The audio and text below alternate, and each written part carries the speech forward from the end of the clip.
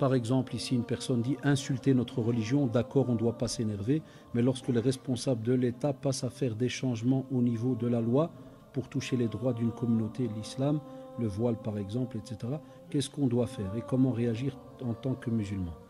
Ben, tu fais tes valises et tu pars. Si ça ne t'arrange pas. Et il y a le président de l'exécutif, il l'a dit à la télévision d'une drôle de manière. Certains, ils se sont fâchés. Ça, oh là là.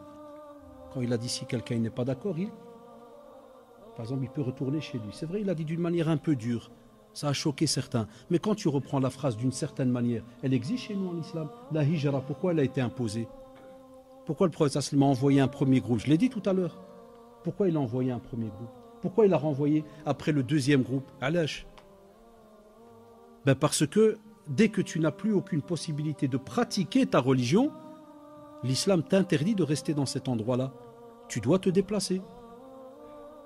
Ça, c'est la première chose la plus catastrophique qui pourrait nous arriver. Après, chers frères ou chères sœurs, tu me dis l'État vote des lois contre le hijab ou ceci ou cela. Qu'est-ce que tu crois? T'es au Maroc ou là? Eh, ça s'appelle la Belgique, mon frère. C'est pas un pays musulman. Il y a des musulmans, ils sont incroyables. Ils croient que parce qu'ils sont en Belgique, ils vont recevoir toutes les lois de l'islam. S'il y a des choses que c'est pas normal. Tu n'es pas dans un pays musulman, donc il est tout à fait normal que ceux qui ne sont pas musulmans votent des lois qui les arrangent. Après, il y a des petites contradictions, ça je comprends les jeunes. Tu dis, ouais, mais ils disent les droits de l'homme. Mais c'est quand tes droits ils commencent, matraf, stop. C'est un autre sujet.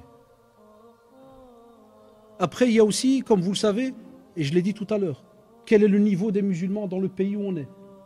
Est-ce que nous, les musulmans en Belgique, je termine là-dessus, est-ce que nous, on est à la hauteur? Est-ce qu'on est unis? Je vais vous dire et je vais terminer sur une phrase qui va vous choquer, wallahi. Je ne vais pas donner trop de détails. Une année dans une école où il y avait nos enfants, le directeur il a interdit le hijab. Écoutez bien.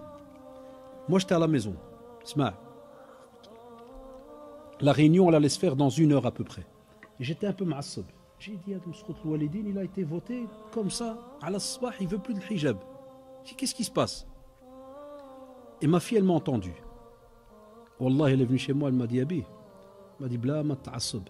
Elle m'a dit, tu sais c'est qui a demandé cette loi pour qu'elle soit votée dans l'école? J'ai dit je connais. Il m'a dit ce sont nos sœurs. C'est des filles musulmanes qui ne voulaient pas porter le hijab et que les parents leur ont donné des tartes. Vous savez ce qu'elles ont fait? Elles ont été chez le directeur, elles ont pleuré, elles ont dit ouais, on reçoit des tartes tous les jours à cause du voile, est-ce que vous ne pouvez pas nous aider? Et à la réunion, il les avdah. Il y a des pères qui se sont levés, ils voulaient le frapper. Et il les avdah. Il s'est levé, il a dit stop, pas vous fâcher sur moi. C'est vos filles qui sont venues chez moi demander ça. Mais ça, il y a beaucoup de musulmans, ils ne savent pas aussi. Donc on a de tout. Il ne faut pas toujours jeter la balle de l'autre côté. Hein.